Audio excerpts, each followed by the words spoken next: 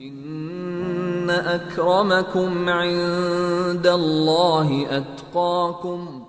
بسم اللہ الرحمن الرحیم۔ میرے عزیز دوستو، اگر آپ سے کوئی سوال کرے کہ دنیا میں کتنی چیزوں کی پرستش ہوتی ہے تو آپ تھوڑی دیر کے لیے فکر میں غرق ہو سکتے ہیں کہ آخر اس کائنات میں اب تک کتنی چیزوں کی پرستش ہوئی ہے اور اس وقت کتنی چیزوں کی پرستش ہو رہی ہے، پوجا ہو رہی ہے۔ مثال کے طور پر ادیان کی تاریخ کا مطالعہ کرنے سے پتہ چلتا ہے کہ سب سے پہلے توتم پرستی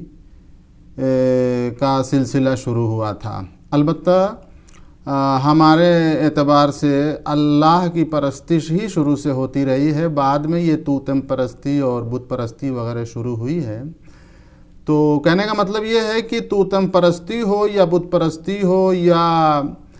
مثال کے طور پہ کوئی اور شے کی پرستش ہو، شیطان پرستی بھی بہرحال رہی ہے اور آج بھی ہے، لیکن میں نے ان سب چیزوں میں، ان ساری پرستشوں میں غور کیا کہ در واقع انسان اتنی ساری چیزوں کی پرستش کرتا ہے، اپنے ہاتھ سے بت بنا کر مثال کے طور پہ اس کی پرستش کرتا ہے، یا اگر کہتا ہے کہ نہیں ہم بت کی پرستش نہیں کرتے، بت کی پوجا نہیں کرتے،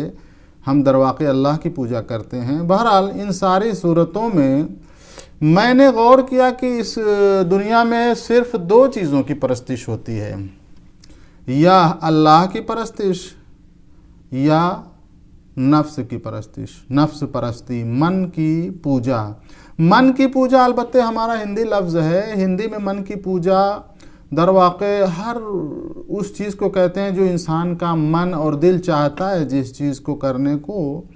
حتیٰ معمولی کھانا پینا وغیرہ سے لے کر کے یہ ساری چیزیں من کی پوجا میں آتی ہیں، اور بعض اوقات ان جائز چیزوں سے بھی پرہیز کر کے انسان ریاضت کر کے کسی بلند مقام تک پہنچنے کی کوشش کرتا ہے۔ لیکن ہمارے اسلام میں بہرحال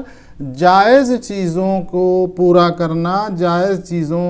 جائز خواہشوں کو پورا کرنا یہ من کی پوجا نہیں کہلاتا۔ ہمارے ہاں جب نفس پرستی کا لفظ استعمال ہوتا ہے تو اس سے مراد صرف ناجائز چیزیں ہوتی ہیں، وہ ناجائز شہوات ہوں یا ناجائز غضب سے مربوط چیزیں ہوں، وہ ناجائز چیزیں ہی نفس پرستی کہلاتی ہیں۔ تو نفس کا جو لفظ بولا جاتا ہے یہ در واقع ہمارے ہاں اسلام میں یہ عقل کے مقابلے میں اور شرع کے مقابلے میں بولا جاتا ہے۔ عقل اور شرع کے مقابلے میں جو لفظ بولا جاتا ہے وہ نفس کہتے ہیں کہ یہ نفس پرستی کر رہا ہے، یعنی یہ عقل کے خلاف کام کر رہا ہے اور شریعت کے خلاف کام کر رہا ہے۔ تو عزیزان گرامی، جب آپ غور کریں گے تو انسان جتنی چیزوں کی اب تک پرستش کیے ہے یا کر رہا ہے، مثال کے طور پہ بت کی پوجا کر رہا ہے، تو اس سے پوچھیں گے کہ بھائی یہ بت کی پوجا تم کر رہے ہو اپنے ہاتھ سے بنا کر کے، کیا یہ تمہاری عقل اس بات کی اجازت دیتی ہے کہ اپنے ہاتھ سے بت بنا کر کے اس کی پوجا کرو؟ تو وہ پھر جو ہے آدمی چکرا جائے گا یا کہے گا کہ نہیں بھائی میری عقل تو نہیں کہتی، لیکن ہمارے آبا و اجداد کرتے آئے ہیں اس لیے ہم بھی کر رہے ہیں، بل وجدنا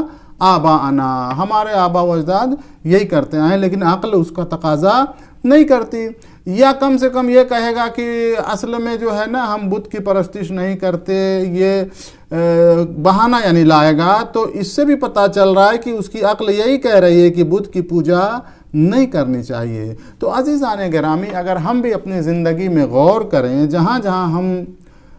شرعی مسائل پہ، عقلی مسائل پہ پیر رکھتے ہیں، عقل کی بات نہیں مانتے، شریعت کی بات نہیں مانتے، در واقع ہم نفس پرستی کر رہے ہوتے ہیں۔ اب وہ چاہے باہمی اختلافات ہوں، گھریلو اختلافات ہوں، ملکی اختلافات ہوں، کسی بھی چھوٹے بڑے پیمانے کے اختلافات ہوں، جب انسان عقل سے اور شریعت سے ہٹے گا تو وہ نفس پرستی ہی میں مبتلا ہوتا ہوا نظر آئے گا۔ عزیزان گرامی، شاید اسی لیے اللہ تعالیٰ نے فرمایا ہے افرأیت من اتخذ الہہ ہواہ، کیا آپ نے دیکھا نہیں اس شخص کو جس نے اپنے ہوائے نفس کو اپنا معبود بنایا ہوا ہے، یعنی اپنے ہوائے نفس کو خدا کی جگہ رکھ دیا ہے اور اسی ہوائے نفس کی پوجا کرتا ہے۔ من جو کہتا ہے وہ کرتا ہے، من جو کہتا ہے جو نہیں کہتا وہ نہیں کرتا ہے۔ مثال کے طور پہ اگر اس کو عبادت میں کبھی لذت ملتی ہے تو عبادت کر لیتا ہے، کبھی غلط کام میں لذت ملتی ہے تو غلط کام کر لیتا ہے۔ یہ تو من کا پجاری ہوا۔ اللہ کا پجاری وہ ہے جو ہر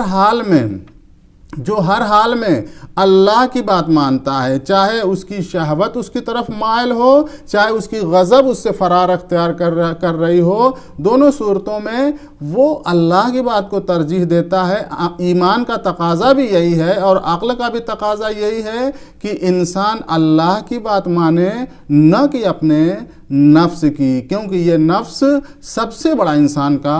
دشمن ہے۔ اگر یہ دشمن ہمارے اندر نہ ہو کا مطلب نہیں، یعنی خدا نے تو اس کو پیدا کیا ہے امتحان کے لیے ہمارے درمیان، ہمارے اندر۔ اگر ہم اس نفس کو آزاد چھوڑ دیں، اس کو کنٹرول نہ کر رہے ہیں، عقل کی گرفت میں اس کو نہ رکھیں اور شریعت کے دائرے میں نہ رکھیں، تو پھر یہ نفس سرکش ہو جائے گا اور ہماری بدبختی کا سبب بن سکتا ہے، ہماری صحت تندرستی پہ اثر انداز ہو سکتا ہے، ہماری خانوادگی زندگی پہ اثر انداز ہو سکتا ہے، ہماری شہری زندگی اور بین الاقوامی زندگی پہ اثر انداز ہو سکتا ہے، اور آخرت پہ بھی یقیناً جب ہم نفس پرستی کریں گے تو ہماری آخرت بھی تباہ ہو سکتی ہے۔ تو عزیزان گرامی، ہم کو کوشش کرنا چاہیے کہ ہم صرف اللہ کی پرستش کریں، باقی تمام پرستشوں کو چھوڑ کر، کہ ان ساری پرستشوں کا محور وہ نفس پرستی ہے۔ اسی نفس پرستی کی وجہ سے انسان مختلف چیزوں کی پوجا کرتا ہے۔ تو اللہ کی پرستش، نہ کہ نفس کی پوجا۔ والسلام علی من اتبع الہدی۔